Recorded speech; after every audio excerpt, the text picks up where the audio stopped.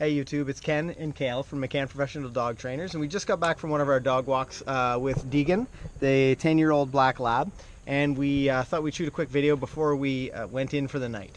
So one of the things that we wanted to talk to you today about was using rewards in your training. So when you're training at home or at dog class or at a park, we want you to really consider what type of rewards you're using and how much your dog is truly invested in them. So what we suggest people do is make a list and rate 5 different treats, 1 being the most valuable and 5 being the least valuable, but still obviously something that your dog likes.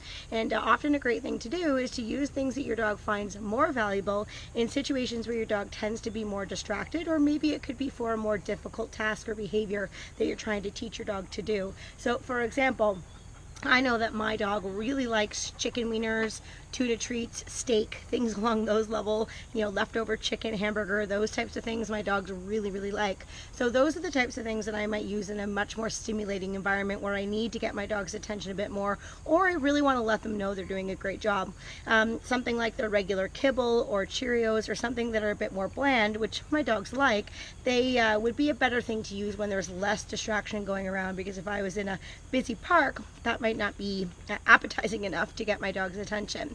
Another trick that we like to tell people is when you're rewarding, rather than giving your dog one big treat, is actually more rewarding to your dog if you break that treat up and give it to them in several pieces, almost like they're getting a jackpot type of reward. Sometimes people think that more food makes the dog feel better, but it's actually how you give the dog the food that makes the biggest difference overall. So try and think of 5 things that your dog really likes to use, or to eat, that you could use, and then rate them from 1 to 5, and then you can utilize that in your training and hopefully use the rewards to help your training go as successfully as possible.